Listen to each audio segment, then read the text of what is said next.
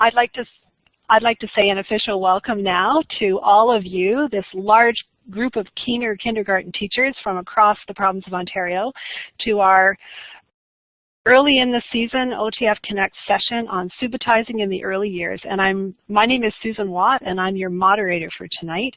We are in our sixth season of OTF Connect, sixth fall that they've been going. And the program grows every year. It's just been a wonderful way of connecting teachers and providing some great PD. Tracy Sims and Cheryl Emmerich are two local kindergarten teachers.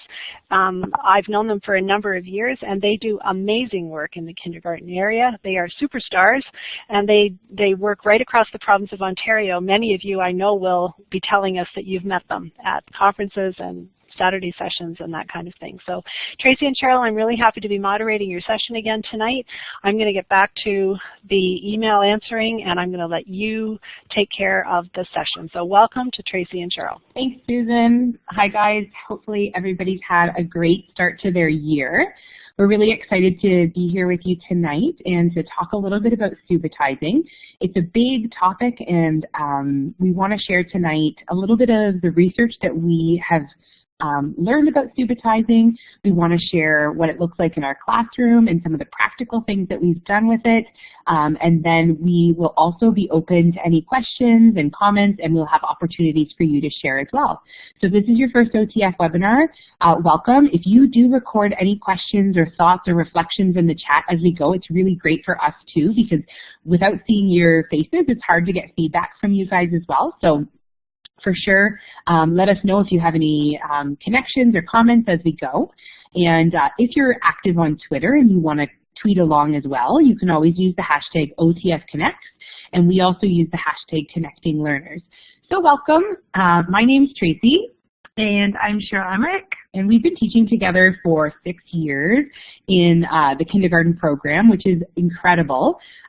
We have been in both an extended day program and a core day program together, and we've tried lots of things, we've failed at lots of things, and we've learned lots of things together. So we're excited to share some of that with you tonight. So that's just who we are. So you can kind of at least see us if you haven't met us before. We see a lot of really familiar faces, which is names, I should say, which is exciting.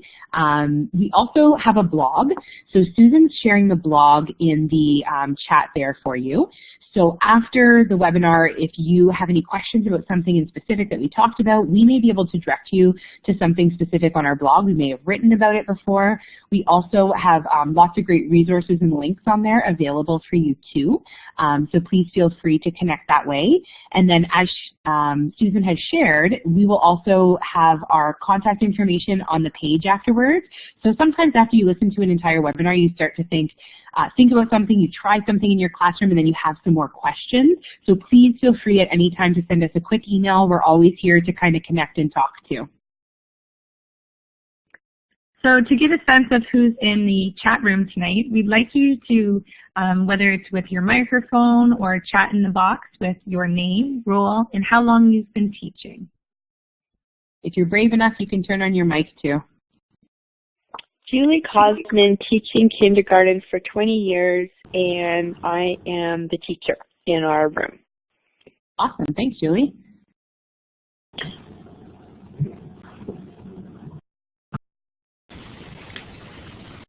Leanne Eberly, teaching for 2 months for the first time in my life in kindergarten.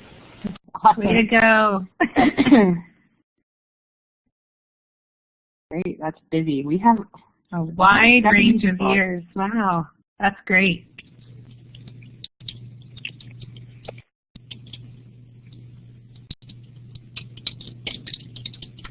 Lisa, I don't know if you know that your camera's on too. We can see you. I'm not sure if other people can see you, but we can see you, Lisa.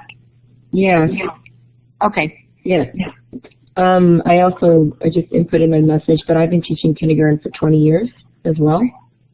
Okay, welcome. Thank you.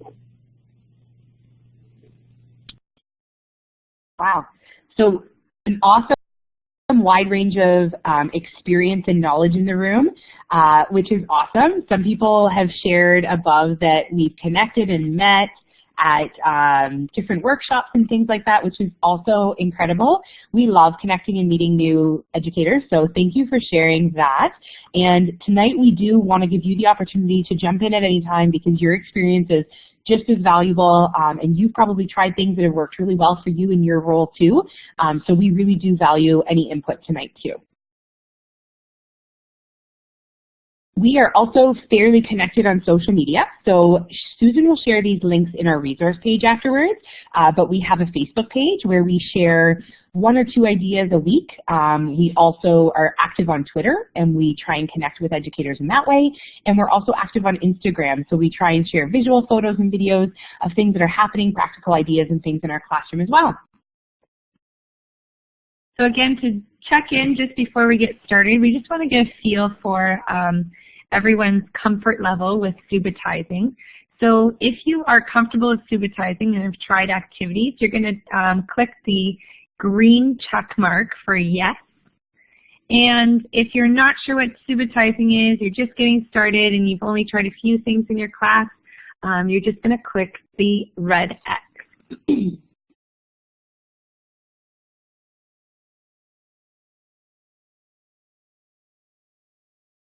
That's great. Some people are adding some X's and clip art on the page. You can also just right beside your name, underneath your name, there's that little check mark box and it says yes or no. So you can do it in either way. So we're getting a mix. So far in the chat we have about 25 people that have given that check, which is comfortable, 12 or 13 that have the X, and then you can see some on the screen there. So it looks like we have a bit of a range of experience and expertise in the room as well, which is helpful. Great.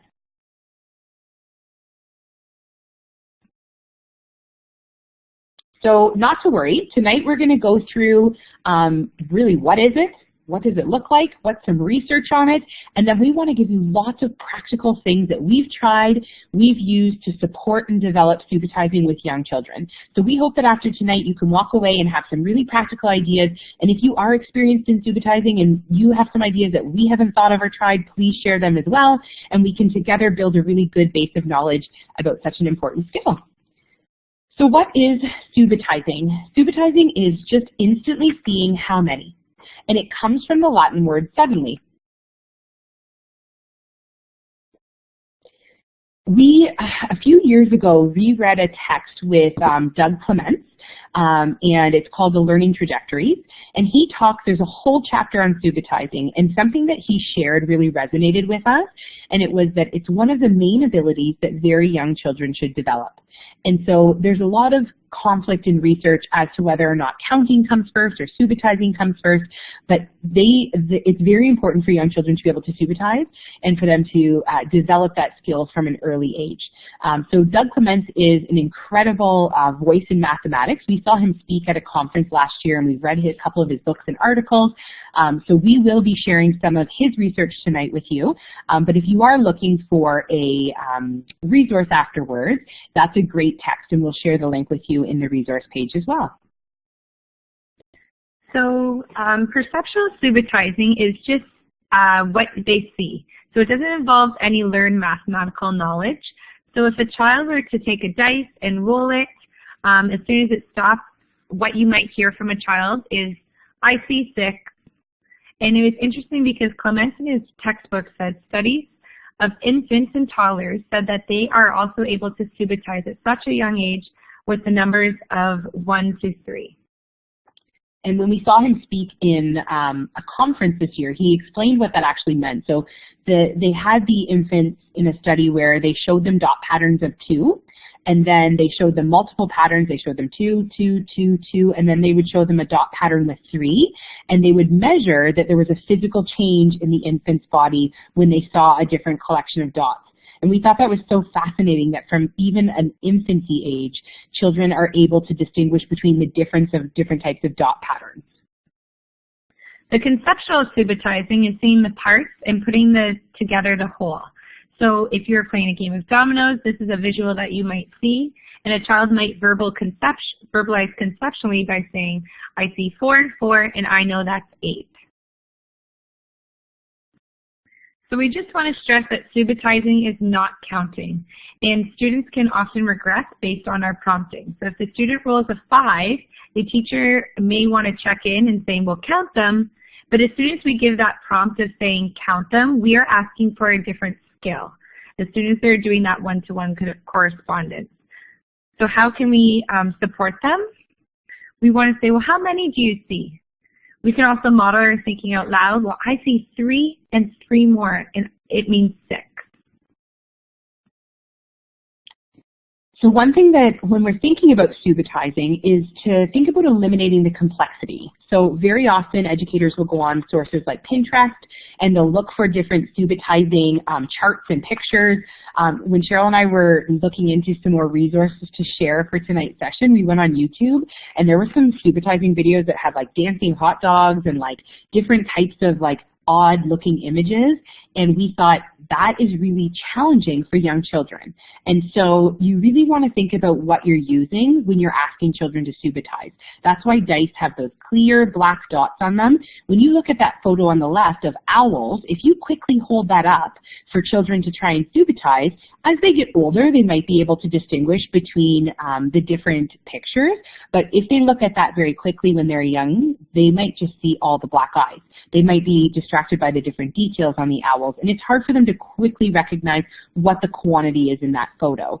So really being mindful when you are subitizing, trying to limit what you're using to subitize, something clean and clear that makes the children able to quickly and easily recognize the dots that you're asking them to look at.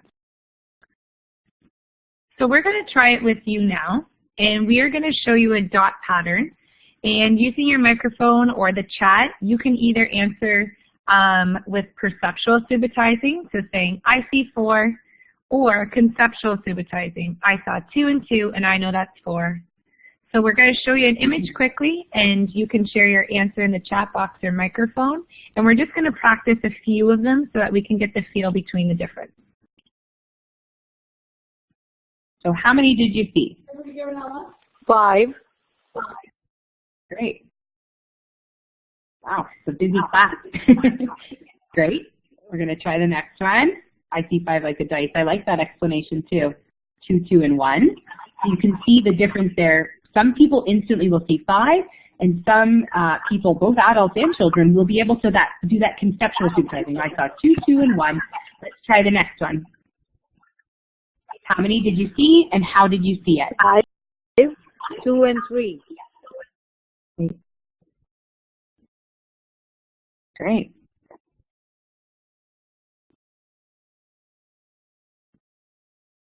Awesome. Feel free to record your answer for the next one, both either in the chat, but the chat's going so fast.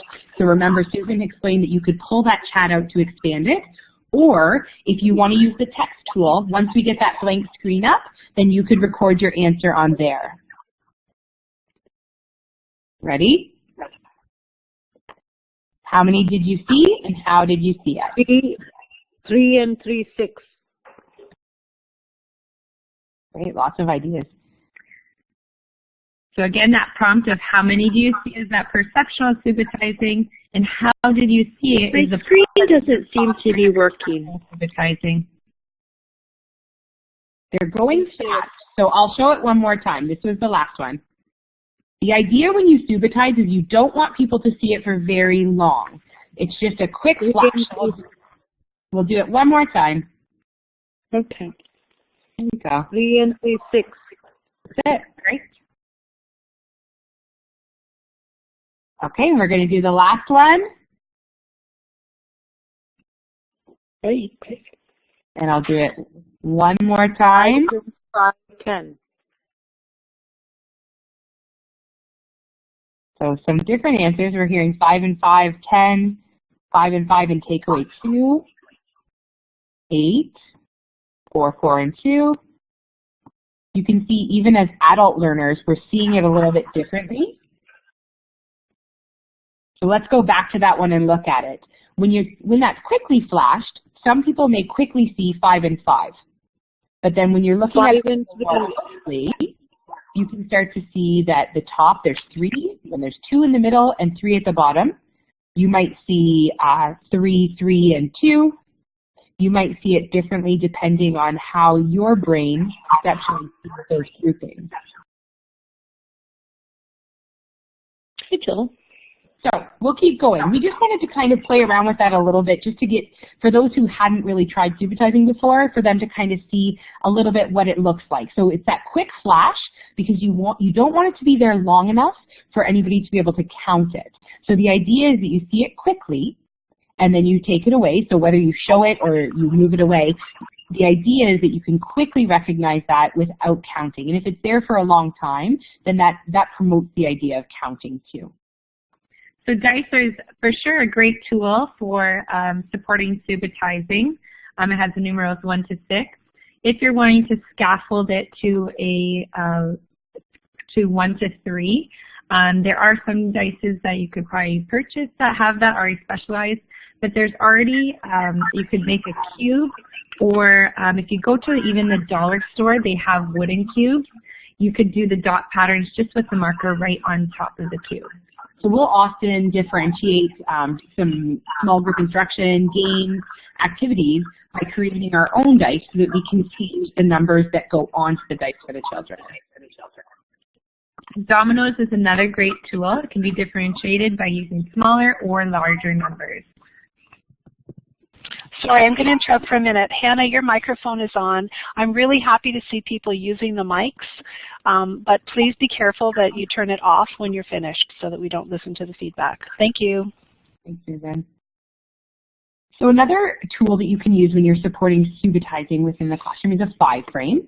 So what we often will do is we'll create these different 5-frame patterns, cut them out on Bristol board or some type of cartridge paper, and then we can keep them on a key ring. And if the children are waiting for a transition, or if we're waiting for some other children to join us before lunch or to come and join the whole group, we'll use that 5-frame keychain, and we'll just quickly flash the different combinations to the children to support them in quickly recognizing the different dot patterns and practicing that skill. So those are a great tool that you can quickly create and use for different purposes within the classroom. Similar to that, there's 10 frames. So you can have both blank 10 frames, but you can also have these pre-made 10 frames and use them again as a tool. So we have on our little keychain, we have 5 frames and 10 frames, and that way if we're practicing quickly Subitizing with our students, we can differentiate in the moment. So we could flash them a 5-frame with 2 dots if we know that they're really just getting started with that skill. Or if they're maybe been with us and they've practiced that skill already, we could show them a dot pattern on the 10 frame of 8 or 9. Dot plates are a great tool. We'll just get paper plates from, again, the dollar store and use bingo dabbers to create some of the patterns. We do this in small group and even sometimes in transitions. So as one educator is showing a dot pattern, they might perceptual or conceptually subitize the dot pattern, and then we say, great, go wash your hands. So while one educator is facilitating the game, the other educator may be documenting some of the responses that we're hearing from the children.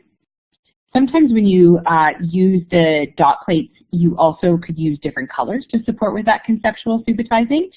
But even this week, our children had their vision screened, and a few of our children identified as colorblind. And so that sort of made us rethink a little bit as we were planning for this week and thinking about we have to be mindful that sometimes if you do use different colors to sort of support that skill, perhaps they may not even be recognizing those either. So Allison shared in the chat a game called the tinypolkadot.com, and it's different non-traditional patterns of dots, so that's really great. Thanks for sharing that. It's a great resource. I know that there's some different apps and links, so if you do have any of those ideas, that's great. Thanks for sharing that, Allison. We'll be sure to check that out after too. Fingers are also a great way that we can support subitizing. So one game that we play with the kids is we sing a song, and each time we say the number that's in the blank here, we'll show a different way of making that number. So if it was 5, I could do 5 and 0, 3 and 2, 4 and 1 with my fingers. And we'll sing you the song just so that you can get an idea of what it might sound like. So, can you show me the number 5, number 5, number 5? Can you show me the number 5? Show me 5. and then we'll look at the children's hands and recall all the different ways that they were able to quickly see our fingers when we were subitizing with them. Some great connections in the chat. And I think someone had shared that their first instinct often is to copy their peers, and I think that's okay. A lot of children learn through observation, and so oftentimes the kids will look around and they might imitate their peers or even imitate the teachers and what they're doing, but that's a simple way to kind of connect, and we use a lot of things like that during transition. So Cheryl and I, if we're doing a transition, say from whole group or from outside to inside, we might just, one of us might sing that song, and the other might be supporting that transition and sort of making quick notes. And if every time we're noticing that they're looking at their peers or that they're having the wrong number on their fingers, then those are really important notes for us to quickly jot down. And they're really basic, but then that's going to help us to plan for small group instruction or individualized instruction so that we can support the students as we go forward too. Oh, that's a good idea. So Caitlin's saying, so every time you sing that song, you've modeled 5 ways to make 5, or once at the end. So we sing it, and the children change their fingers as we go. And then by the end, Cheryl might say, I see that Tracy has 3 and 2 on her fingers. Tracy, you can go and wash your hands. Or I see that Bob has 5 and 0 on his hand. You can go and wash your hands. So after we sing it, the children will change their hands throughout. And then after we sing it, the children will, or sorry, the teachers or educators will kind of point out some of the things that we've seen, and that will be supporting us in that transition too. I just missed a question up there too. So, child with uninformed hands, so it makes using hands challenging. Huh. I wonder if anybody has any suggestions for Sandra. Great. Partially formed. Oh, partially is good. Yeah, popsicle sticks could work. You could have counters for them to use, or you could even verbally ask them maybe to share and just say, can you think of a way? Oh, great, Rochelle. See, this is the beauty of kindergarten educators. Everybody always has great ideas. So having like a glove for them to model with, that's a great idea. I would never have thought of that. Awesome. So with that in mind, we're still going to continue to share some of the how it progresses and the theory behind it, but how do you use those tools that we just shared? So dice, dominoes, fingers, how do you use those tools to engage with Subitizing in your daily or weekly or monthly practice? So if you are able to share, you can share right on the screen or in the chat. And Cheryl and I will just kind of read through and connect to some of the things that you're saying. If you're new to Subitizing and something came to mind, but you're just unsure if that would be suitable, put it in the chat and we can always have a discussion about it too. The book, The Number Talks, was mentioned. That's an awesome book, and we're going to get to that in a bit too. So we'll share a little bit more about that, and we'll share the link for that later. Lots of dice games. Tenzi, great.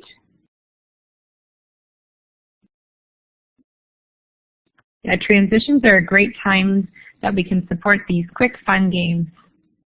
I like the idea of like a walk in the hallway and quickly sharing. Fantastic.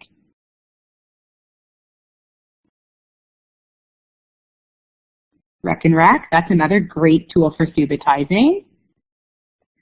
Seeing lots of comments about dice games. If you have any specific names of the games or instructions, you can always tweet that at Connecting Learners or hashtag OTF Connects. Then we can always recall that after the session tonight. I like the idea of connecting with buddies and playing games, losing loose parts. Great. Fantastic. Sounds like you're already all trying a lot of great things. Can you explain to us what Give Me 5 is, Monica?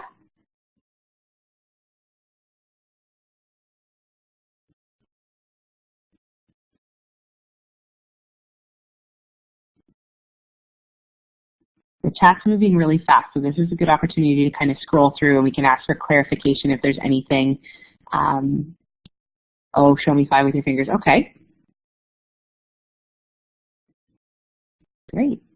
We'll keep going. If you have any other ideas as we go, you can share that in the chat. And we will talk about Tenzi in a little bit too. We do have that idea in our slides, so perfect. We will get to that and explain the rules and sort of how we engaged with it, and then others can jump in too. And I think, yeah, great. Transitions are fantastic. So when do we practice subitizing within our room? Well, we do it in a lot of different times within the day. So we work on it during small group instruction.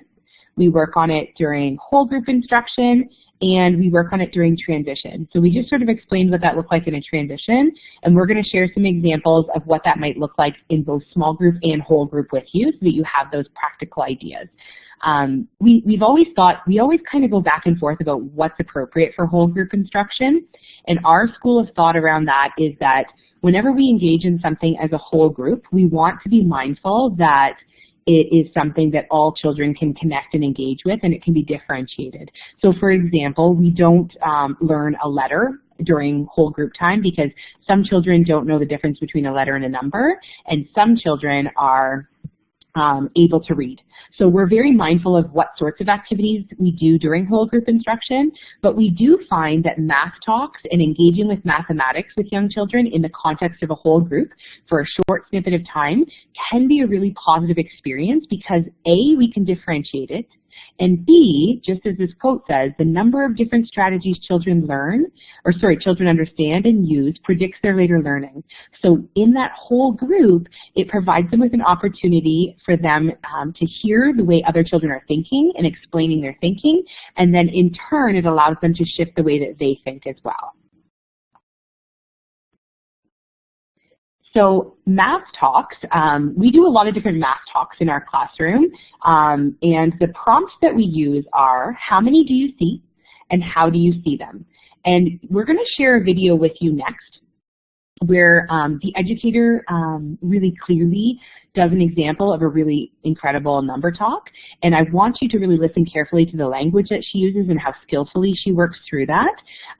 We, for example, here, we will come back. We'll talk about this in a second. Susan has shared the link. So if you click on that link and watch the video, it's about 5 minutes long. And then when you come back, we'll have a quick conversation about what you noticed in that video. So I'm going to turn our mic off, so it's going to be quiet. So if you could take 5 minutes, it's just a 5-minute clip, to watch that link that Susan has shared in the chat. And when you come back, just give us a green check mark so that we know that you've finished watching it.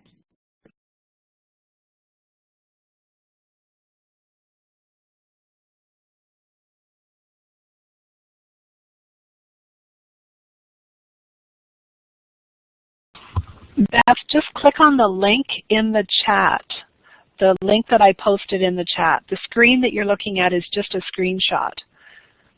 So if you click on the link, it will open YouTube in a browser on your own device, and then you can watch the video there.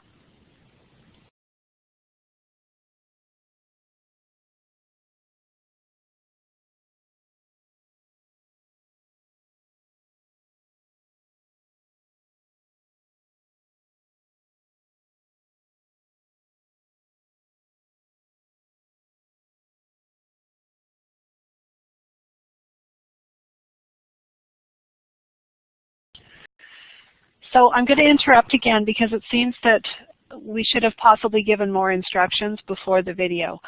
So I am going to repaste a link to the video in the chat. Sorry, I'm just going to grab it right now. The whiteboard screen is just a screenshot. That's the way Blackboard Collaborate works. So in order to watch a video, you have to go to the chat, click on the link that I just posted, and that will open up YouTube in your own browser on your own computer, not within Blackboard Collaborate. So it will open up a browser, let's say Google Chrome, and the video will play in there. So it does work. I've tested it. So give that a try and let us know in the chat if that still doesn't work for you. Sorry to interrupt. That's okay, Susan. We'll give a couple extra minutes just so people can finish watching.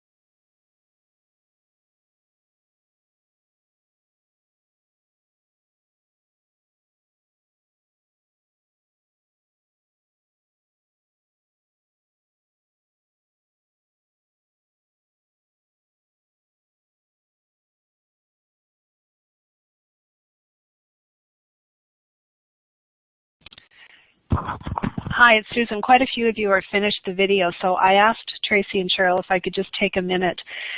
This is an awesome group. Thank you for your wonderful involvement. When we have a large group like this, and I'm trying to do attendance, which OTF requires, I should say the ministry requires in order to continue funding, it's really important that you log in using your first name and last initial, or possibly even your whole full name. Especially when there's a large group. For example, there are 6 Jennifers registered tonight and several Sarahs and several Trishas. So Monique C, I don't have a Monique C on the registration, so do you go by D sometimes? If not, Monique, can you put your name in the chat for me and I'll put your name on the registration list. Also, Sarah, could you put your last name in the registration in the chat? And Trish, could you put your last name in the chat? Thank you. I'll turn my mic off now.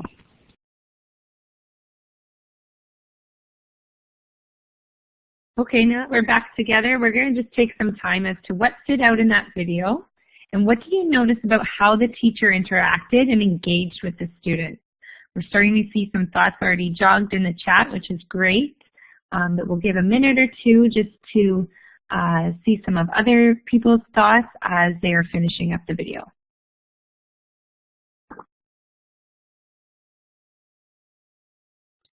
Yeah, I agree, Vanessa. I thought that was interesting when she didn't say, no, that's not right. She had a really interesting way with her language to kind of scaffold and guide them towards rethinking. I also like that too, Courtney, the wait time that they had. She was really patient, but she also kept that pace going within the lesson. So, of course, the kids were engaged in a part of it, which was really interesting too. That's a good point, Barb. And someone else had said above about basic addition and subtraction, as well as like the larger dot set numbers. So we're going to talk a little bit about that too, because there's definitely lots of ways you can scaffold this talk. And in my opinion, I think that this sort of talk might be done later in the year based on where those students are at as well. So you might scaffold that at the beginning of the year for sure. And we'll talk about subitizing in terms of what numbers to go up to with different ages of children too. Subitizing numbers to 10 and the curriculum suggests 5. I think because every child is going to come in at every different entry point, we may have to go lower than 5 and focus on the 1 and 3, and sometimes we may have to go higher, such as up to 10. So it really depends on the student and where they're at and what their next steps would be. And it definitely, Sarah, it is an American video, you're right. So they definitely have different expectations, but what we loved about the video was the way that the teacher kept the pace going. We loved her prompts. We loved the way she interacted with the answers and honored the answers and sort of supported them towards explaining their thinking. And we liked the routine of it. So when we engage with a number talk, ours looks a little bit like this. So we had smaller number sets. So we would first flash this number. So you can see the dot pattern there, 2, 2, and 1, or different ways of looking at it. We would first flash it on a dot plate or on a card. And then on a whiteboard, we already had pre-drawn out patterns that were the same. So we would say to the children, how many do you see? And so we would just flash it and then turn it away. And then we would take answers. And we use the same structure that they do in the number talks, where we had the children put their thumb on their chest, and that way their hands weren't up in the air, they weren't waiting forever, and they could just keep it there, and we could engage and sort of check in, 5, 4, 6, 5, 4, 3, and we just sort of listen to all the responses. And then we say to the children, and how did you see them?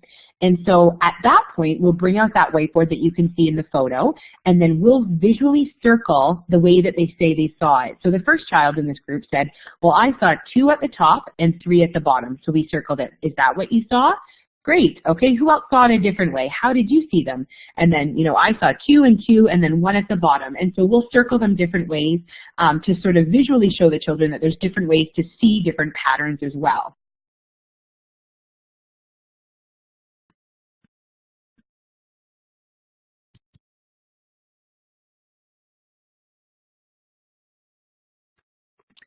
So Subitizing also introduces mathematical ideas to young children. So it was interesting above we saw some educators talking a little bit about the arithmetic part. And so Subitizing actually does support cardinality, so how many. It supports the skills of more and less, the ideas of parts and whole, and the beginning arithmetic pieces and ideas of quantity. So it actually does engage with all of those ideas, but it is a separate skill. I'm just looking in the chat here. Did you draw them or did you have the children come up to show how they saw it? We did it different ways, Courtney. So we would have them all pre-drawn on the whiteboard just because we know that with young children, they only have so many moments of focus. And so we had them pre-drawn, and then when they explained how they saw it, we would circle it. Sometimes when we did the same activity in a small group, we might have it pre-drawn and we might have the children engage with that. It just depends on the focus and the type of instruction that's happening at that time. Sometimes it's just verbally too. But in our experience, when we tried it, we found that seeing it visually really supported them in understanding what their peers were saying. This was something really interesting that we read out of the text too, that when you're only using the typical arrangement of 5, when you're asking children to later on then show you 5, what they found was a lot of the children were seeing the pattern of the X and not attending to the amount of dots. And they also said that the square arrangement, so the square being on the dice, was a bit of a harder skill later on, which we'll get to, which is the easiest and as we get on more difficult. But thinking about how can you arrange the patterns to have more variety so that they're not just getting that typical traditional dot pattern. So thinking of how you can vary it and the different amount of arrangements suggest different views of that number, which then supports the conceptual subitizing. And that's where that early addition begins to come in for some of them too. Well, I saw 4 on the top and 1 on the bottom, and I know that 4 and 1 makes 5. And you could even say, yeah, 4 plus 1 is 5 or equals 5. Or I saw 2 and 1 and 2. And so you can see that how when they are able to visually share what they've seen and come up with that conceptual subitizing, you can bridge a little bit of the arithmetic that's happening there, and kind of, even if it's us modeling it and saying it, it just starts to begin that process for them to understand what's happening. So how do we know how to arrange the dots when we're making some of these tools? It suggests that the easiest way for them to subitize is in a linear pattern, then to go to the rectangular and circular ways, and then the hardest is scrambled, so having the dots a little bit more far spread.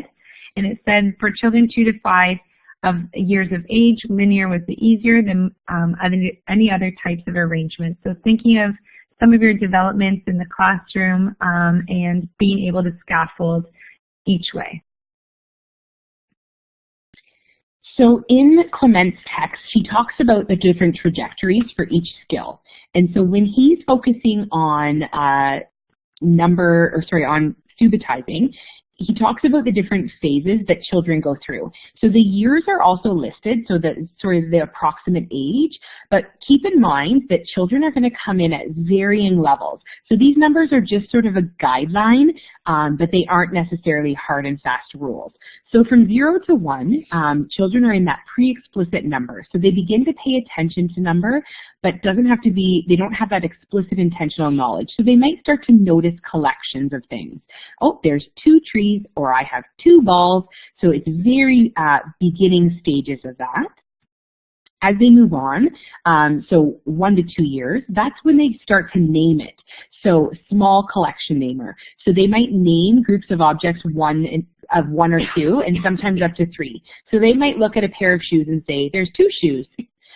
So one thing that we've done, because sometimes even although this is a skill for 1 to 2 years of age, sometimes children coming into kindergarten, that's sort of where they're at based on the exposure and the language and where they're coming from developmentally. So what we'll often do if we notice that that's sort of the area that they're in, the sort of the stage that they're in, we'll try a lot of board games and we'll adapt the dice to have 0, 1, 2, or 3 on them. And that way we're just adjusting to what they're able to subitize and what they're able to get to.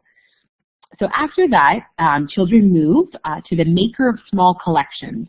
And this is usually around 3 years old. So that's when they start to make collections. So in the phase before, so here they're naming it. And then once they get to this next stage, that's when they're able to sort of make it. So they make collections both verbally and non-verbally of usually 1 to 3 objects. For example, when shown 3 objects, they can make their own group of 3 objects. And even today, I was working on a game with one of the students in our class, and I was realizing that she wasn't really able to attend to the numbers on the dice or match it when we were playing a game. And so I said, oh, I have 3 cubes. Can you show me 3 cubes? And she struggled with that skill. So that gave me some really important information, and I was able to make note of that, and now I know some things that I can work on in this phase to support her to move forward. So we can work on making small groups, because before they can do that, then it's difficult to kind of get to that next phase, which is perceptual subitizing. And so it isn't until about 4 years of age that children are perceptually subitizing, which is instantly recognizing collections up to 4 that are briefly shown and then verbalizing the number. So this visual is right from Clemence's text, and I think it's really helpful because you see the easy patterns. You see that the square, the straight lines, the linear ones we spoke of. Then you start to see the medium ones. So here you can see like that circular arrangement and the diagonal line. And then a difficult arrangement would be the ones at the bottom, where they're not so clearly grouped, they're really scrambled. So those are some different examples of things you could put on dot plates, but there's lots of different ways you can represent those dots. It's a good question, Patricia. She's a year 1 student, so she's just 4, and I think that's just based on her development. That's sort of where she is and what she's able to do. So now Cheryl and I, after things like that happen in small group instruction, our next step is always to sit back, look at, do we see that trend or pattern with other children? What sorts of activities or things could we do to support and guide? The name of this book is The Learning Trajectories by Doug Clements Kieran. The next phase he talks about is Perceptual Subitizer to 5. So we're still in that perceptual, and so they first perceptually subitize to 4, then they perceptually subitize to 5. And so you're still looking, now we're still only in this 4 and 5-year-old range. And this is, again, when they instantly recognize briefly shown collections up to 5 and verbally name the number of items. So again, a really clear visual on the easy, medium, and difficult arrangements. Even the ones at the bottom, I think when they're shown quickly to me, I'm trying to group them. When they're scrambled, it's hard to group the dots and quickly subitize that. So that's perceptual.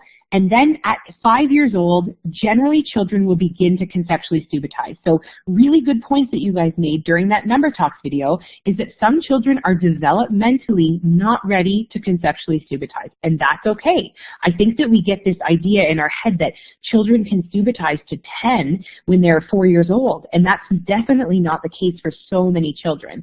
So it isn't until 5 or until this phase of the trajectory that once they can perceptually subitize to 4 and 5, then they can conceptually begin to subitize to 5. And that's when they begin to recognize dot patterns conceptually and verbalize, for example, 5. I saw 3 and 2. That makes 5. So there's lots of things that come before we get to this stage of conceptual subitizing. It's a good question, Julie. So Julie's asking, should the dots on the dot plate be in different colors?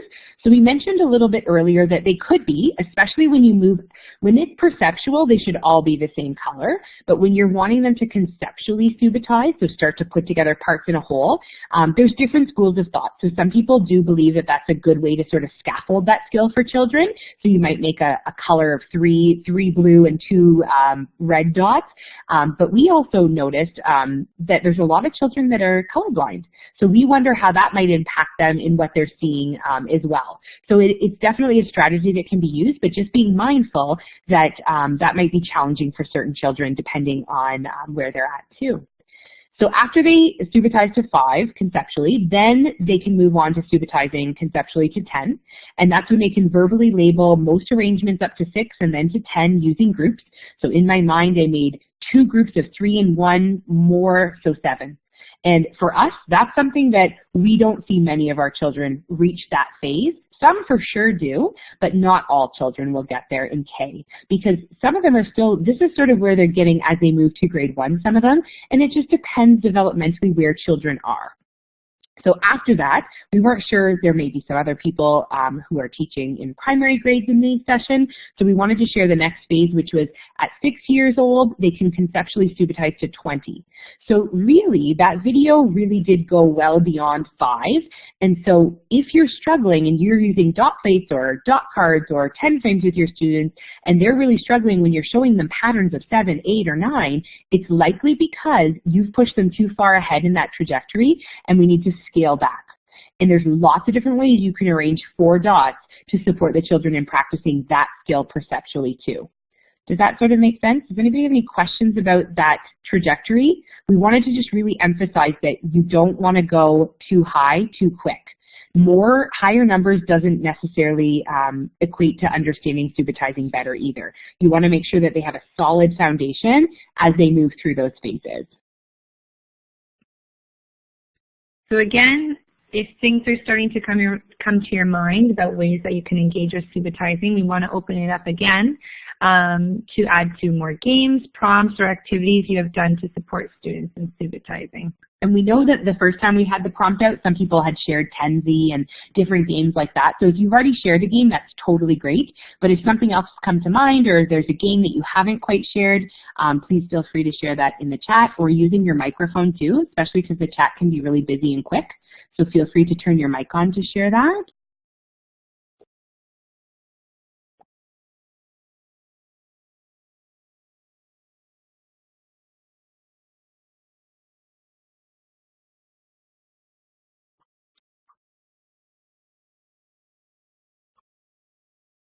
Quick flashcards.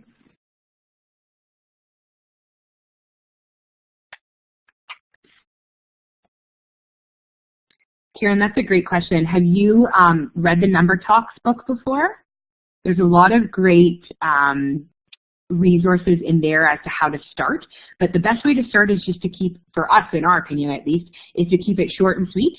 5 to 10 minutes absolutely max, and then you can engage with that sort of quickly.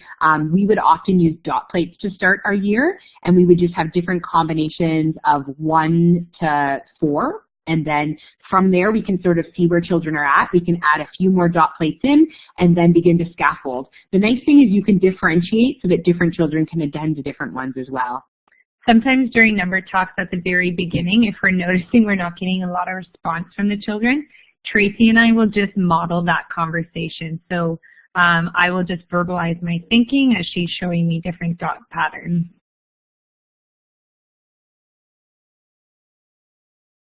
I see a couple of people sharing that they do their daily attendance using sort of subitizing ideas as well, or maybe a 10 frame. I'm not sure if that's sort of what Kara is referring to, but in our room, we use 10 frames, and we have a row of 10 frames on one side of the Bristol board and a row of 10 frames on the other side. And as we do our attendance, we add a clean black dot to either side. And as we go, if say there's 3 on there, 3 on a 10 frame, we might see, oh, there's 2 less than 5. How many students are here so far? And so we'll sort of prompt them through that as well. We can post a picture of that on our Twitter afterwards as well, so you can visually see that. I'm not sure if that's sort of what other people, that's how we do it, but I have their name on the dot. That's a great point, Kara. We have their name really tiny underneath, but we've used a really clear black dot because we want the focus for the children as they're quickly looking is to be the dots. It sounds like maybe that's sort of what you're doing too. So we'll post our picture on Twitter afterwards, and if you're interested, we'll share it on our Facebook and our Instagram as well.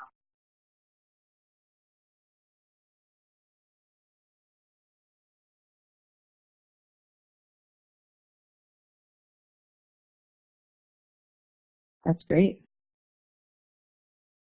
Lots of simple ideas. So Cheryl and I now want to, hopefully that all makes sense. Before we move on to sharing some practical ideas, is anything about subitizing confusing thus far?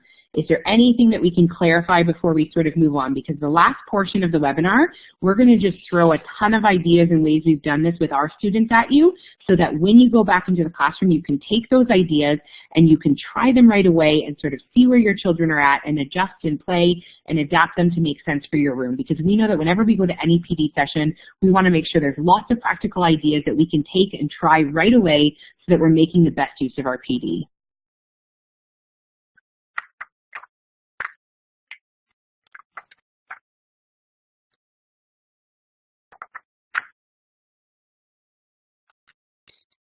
That's a good question, Karen.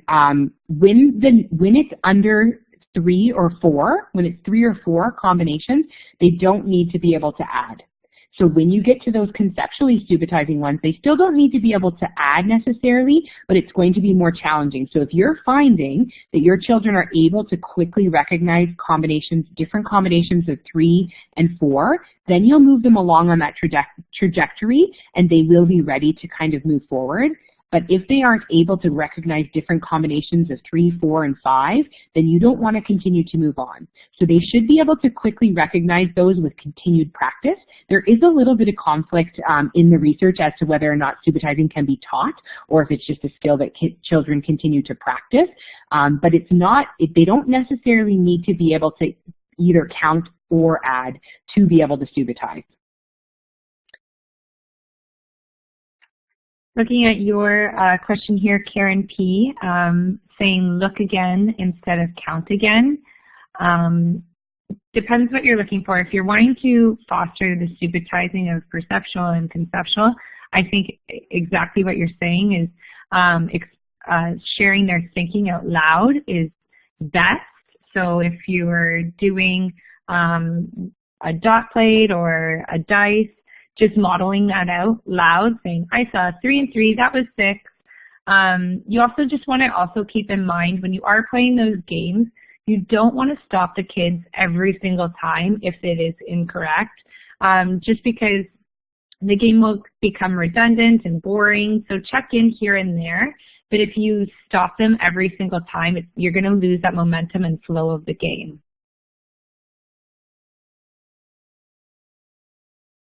That's great.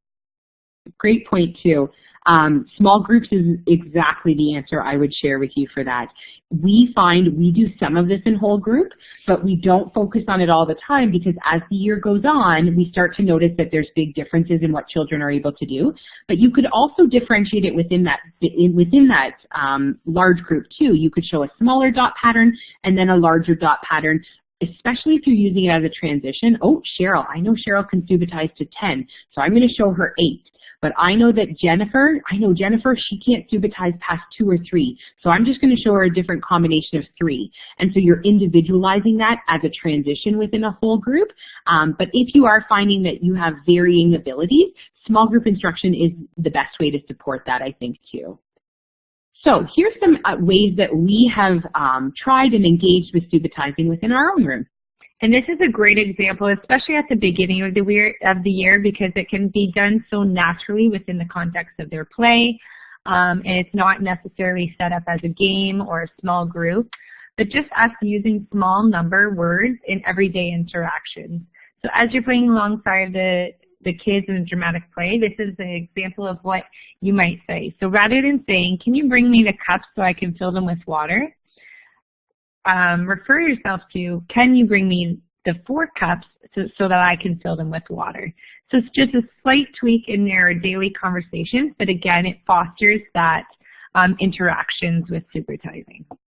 And Clement said when he was speaking, he said, build it in genuinely. Don't overdo it either. So, genuinely insert that language into your interactions, but don't force it so that it's disingenuine as well. So number me. So you ask students questions and have them respond by showing you the number on their fingers or verbally. So how old are you? Or how many arms do you have? Or how many fingers do you have? And then you can repeat with different things like head, legs, toes, ears, eyes. And it just gets them quickly thinking about the number and flashing the number either with their fingers or sharing it verbally. And so that's just a quick way to get children to subitize with things that they're personally connected to. And have fun with it. You can make it into a song. You might feel a little silly and do a few here incorrect. And if they catch you saying, like, you have 2 heads, and they start laughing, they'll say, well, how do you know that? By fostering some of those prompting questions, it can help support that conceptual subitizing piece. Treasure Box is a great game that you can play.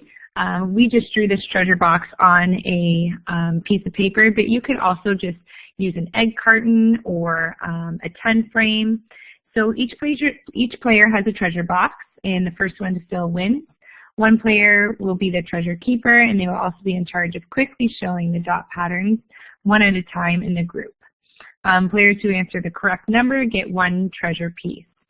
We do, depending on who is in your group, if there are some that are much more quick to answer or shout out, we also adapt it as maybe 1 person at a time goes around. So think about who's in your group, thinking about the flow of the game. You can have everyone shout at once, or you might just slow it down and do 1 player at a time. And we'll usually use like cue cards or a dot plate for this game. So the person who's the treasure keeper just quickly flashes it, like Cheryl said, and then we kind of move from there. So just a simple way to practice and engage in a small group, but you can also really differentiate which numbers each child is seeing. Another game that we're playing right now, actually, which kind of, and the cool thing about some of these games is that they might involve more than 1 mathematical process and skill. And so we play the game Fill Your Cup. And so this is a great game for us right now to kind of see where some of our children are at. And there's lots of ways you can kind of adapt and change it. So dice, again, involving dice, and the more children see dice, the quicker they're going to be able to quickly recognize those dot patterns. So this is such a simple game. You just get cups and dice, and you can use snap cubes or any type of material that makes sense to fill up a cup. And so each player rolls a dice, they identify the number, and they put the corresponding number of cubes in the cup. The first player to fill their cup wins. We play right now, as soon as you fill your cup, you win, so everybody kind of wins. And then you can adapt this game as you go and as your children develop. So you can have them use 2 dice, and then they're going to subitize conceptually, potentially, if they're looking at 2, or they're going to work on addition skills. So lots of different things can be happening. And you could also add numeral dice. That changes it from subitizing, but it does add another layer to that game as well. More or Less is another fun game done in partners. So in a box or a bag, you fill it with dominoes, and each player draws a domino, and then they will spin the spinner on the board. We've also adapted it in ways where we just added dice, and that instead of dots on the dice, we will write more or less, and they can roll it. Whatever it lands on, so in this example, it's landed on less. The domino that has less dots would get the point. Yeah, we've also done, I just wanted to add in there that sometimes if you don't have a spinner, we've just used like a little wooden cube and written more or less on there, and that way they can use that in a different way as well. You can also differentiate the number of dominoes that goes into the bag or the box, so you can change to have bigger sets of dominoes or smaller sets of dominoes depending on where the children are subitizing to as well. Becca just had a question about the slides. I'm not sure that we normally send them out after. I know you do get a recorded copy of the webinar. Maybe Susan can clarify. We'd be happy to share some of these resources if that's helpful too, but I'm just not sure how that gets out. So we'll check in with Susan before the end. Another game that we play, and you can vary, again, the tools that you use for this game, is the red dot game. We learned this when we went to visit another classroom, and what happens is you could just use blank playing cards or cue cards, and we drew different dot patterns on them, and we would quickly show them. And then everybody who's in the group, so every child has a 10 frame, and they use their flip chips to build that. So we flipped up an 8, and then everybody had to build 8 on their 10 frame. And then you flip up a 5, and then you watch to see. So they quickly subitize. We've left the cards out here so you could kind of see it, but they would quickly subitize and say, oh, I see 5. And then we would say, okay, adjust your board to say 5. And what's really interesting is whether or not the students clear their entire board and put 5 on, Or do they know that they can simply take away 3 to make 5 on their board? And then all of a sudden we flip up a card and it had 10. And now do they clear their board and build 10, or do they just add some on to build 10? And so it's a really simple concept of the game, but it really helps us to see, are they quickly subitizing? Are they able to build and construct that number? And then the way that the game works is that if they get the card that has the red dot, then the game's over. So it's super simple. When the red dot comes up, they all think it's super funny and awesome, and then the game's over, and then we start again and we play over. 10C was mentioned in the chat, but if you aren't familiar with it, each player has 10 dice. And we find sometimes if they are really little and they're having a hard time with just holding the dice, we will provide them with a bowl, maybe even put some felt inside just to help with the sound in the classroom. And then players decide which number of the dice they want to collect, all 10 for. So if you're searching for 5, you roll the dice, you search for the 5s that come out of that roll, and then you plop them into a 10 frame. The remainder of the dice you then pick up and roll again. And the first player to get all 10 dice to show 5 yells 10C, and then they win the game. The other way we've also adapted this game is we might say, okay, this time we're going to look for combinations of 5. So in the top square of the 10 frame, you might have 3, and right underneath it, you might have 2. So 3 and 2, and 4 and 1. So that's also another way that you could adapt that game as well. Great comments in the chat too. Hannah shared kind of what Cheryl was just saying, so you can adapt it, especially as children move developmentally into being able to add together or subitize together bigger numbers. And then I also love Sarah's idea of the foam dice, because then they don't make as much of a noise and fly all over. So that can be really helpful. We've also seen educators do it in a shoebox lid or a paper box lid. And then I think Cheryl mentioned putting felt in, but you can even line the box with felt, and that just sort of helps to contain the dice and to keep them from flying all over. Teachers and early childhood educators are always the best at coming up with those ideas. So every time we share that game, we hear more and more ideas on how to adapt and make it even more user-friendly. So dominoes are, we mentioned, a great tool. So this is a simple activity that we might do during small group instruction. So we might have the little domino parking lots out, and then the children reach into a box or a bag, they pick out a domino, and they think about where it fits onto the chart. And so it's really interesting. We watched our students work on this year already, and some of them started to stack multiple ones, and some of them would go through and see if it was the same pattern or different, and then they would take it out. So really simple sorting activity, can be differentiated. They can work on it in partners and pairs, but that's something that we often will engage with during small group instruction with our students. This template, Courtney, we just found on Google Image. So if you put domino parking lot, there's about 50 or 60 different templates, and you can kind of pick which one you think would best suit your children. So there's lots of different simple ones, and this one's right off Google Image. So dominoes, we've actually started teaching our children how to play dominoes this year too, and we don't necessarily play with all the proper rules, but we have these little racks that we found at Value Village that hold dominoes, and they take 8 dominoes, and then all we've done was we had to play until they got rid of their dominoes, and they had to connect it to a number that matched. So it was great for them to practice and have lots of great conversations. So see, these two little guys here are talking about, yeah, that one has 5 on it and the other one has 5 on it, so we can connect that one here. And so lots of great conversations came out of the game. They could play it really independently without much instruction. And if they didn't have a domino that matched one of them, then they just picked one from the pile. So we didn't necessarily play with the official dominoes rules, which are really fun, but we just allowed the children to sort of experiment and play, and it was a great place for us to sit and listen, because we were able to learn a lot about what they were seeing and noticing and hear their mathematical conversations too. Find the Number is also a game that we've tried. So this game is super simple. You can use cards 1 to 6 with dots on them. or you can use 1 to 10, depending on your group, so you can differentiate this game. And then you use 1 or 2 dice, depending on if you use the 1 to 6 or the 1 to 10. And so the dealer puts all the cards on the table, scattered around the table, and then the first player rolls. So they either roll 1 dice or 2 dice, depending on what you're choosing to do with the cards.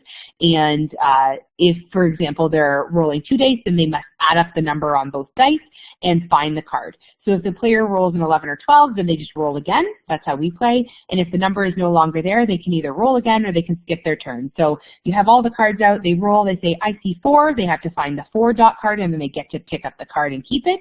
And at the end of the game, whoever has the most cards wins.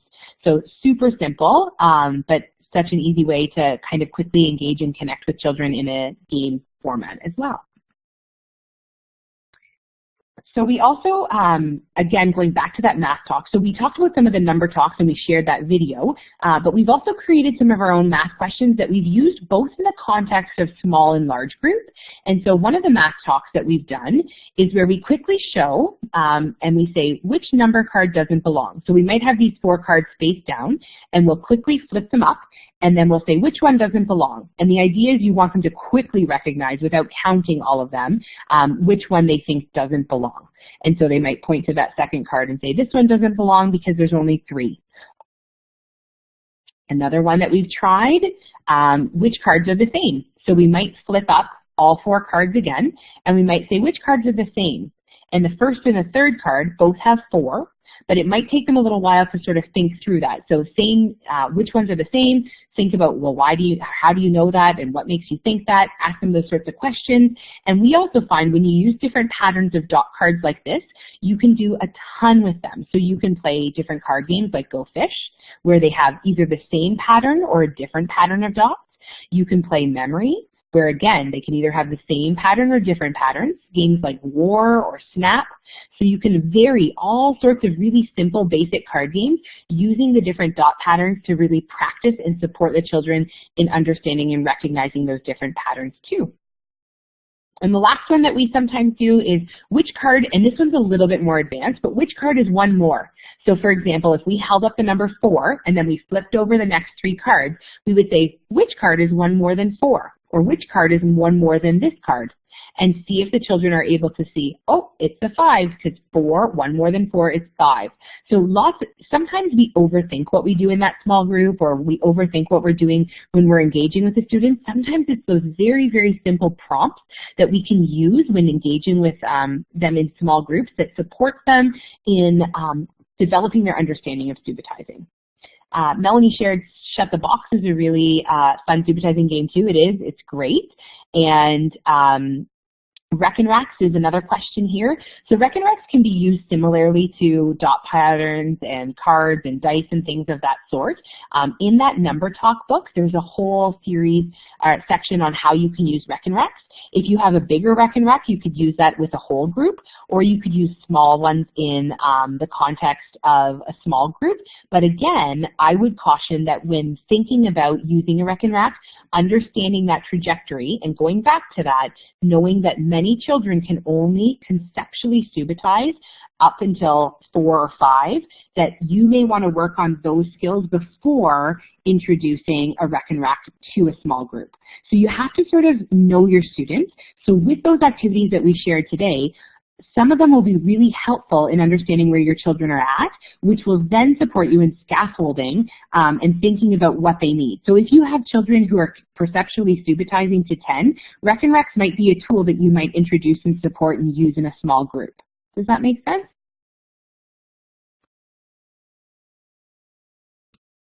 So we wanted to kind of stop there because we know we threw a lot at you, and we wanted to leave a little bit of time for any questions for clarification. One thing, and we wanted you to share one thing maybe that you might try or take away. So we're going to leave the chat open for a few minutes, and Cheryl and I will answer questions as they pop up.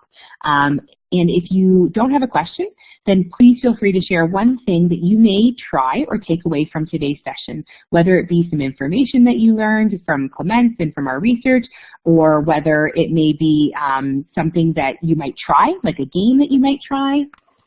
Great. And after we field some of these questions and see some of the things that you might take as a takeaway. We are going to hand it off to Susan to do some feedback with you, so just hang tight until Susan is taking over as well. Okay, we're going to try to read through this chat. You guys are so fast. Okay.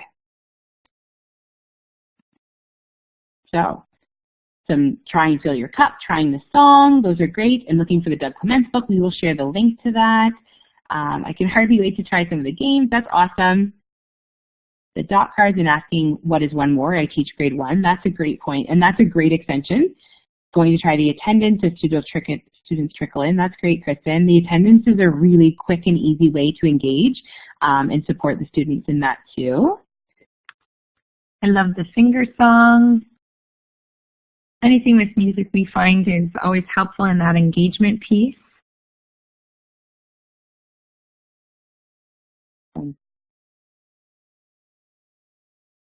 I'm going to implement Subitizing into everyday tasks like the date and attendance.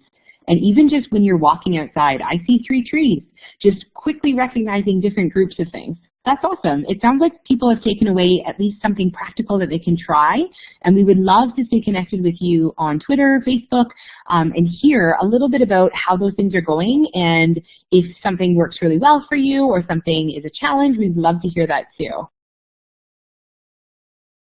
Great.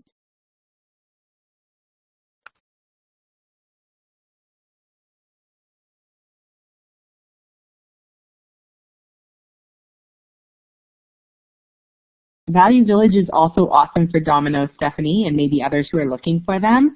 We found lots of great, beautiful sets of dominoes at Value Village and the trays at Value Village and that sort of thing as well.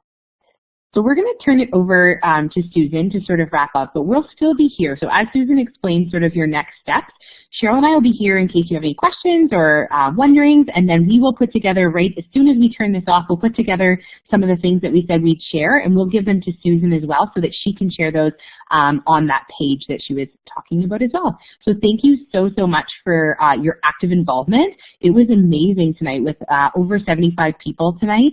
So it was really exciting for us to try and stay connected with that chat, and we hope that you can take something practical and helpful back to your classroom to support you right away. Excellent. That was a wonderful, wonderful session. Tracy and Cheryl, once again, and so much participation from all of you who attended tonight as well, which is pretty fantastic. So thank you very much. I don't know if my links, there they go. I may have done that twice.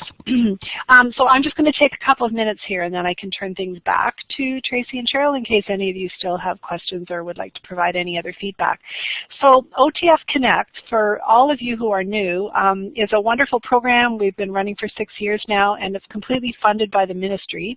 And they have a few requirements of us in order to maintain the funding. And one is that they need to have our feedback. The feedback generates the funds, and it also helps us know what our participants really want in terms of future sessions with OTF. So I put a link in the chat to the feedback survey. It says on here you can click the link, but I didn't get that pasted in there.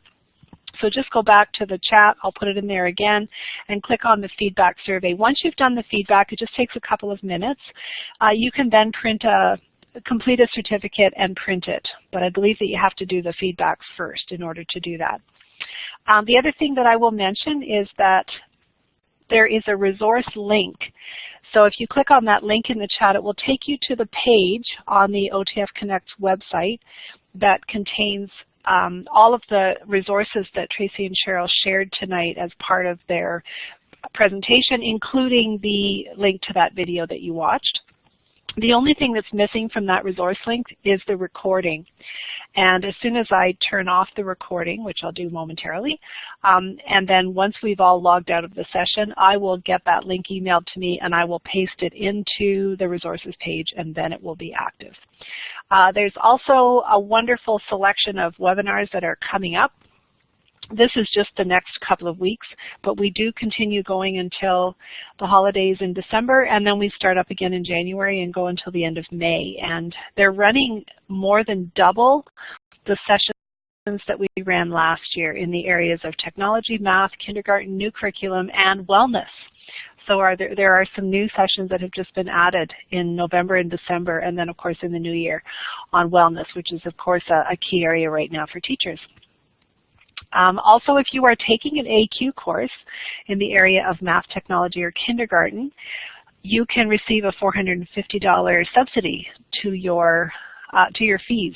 So you just go to the OTF website and you will see right on their homepage a link to where you can get more information about that. They are running a financial literacy conference next weekend. Last year it sold out, and it was the first time they'd run it, and it was a wonderful event. So if that interests you at all, there it is. So I'm going to put it back to Tracy and Cheryl's final slide. I'm going to turn off the recording now. I'd like to thank Tracy and Cheryl once again for a great session, and to all of you for your participation. And I hope you have a good night.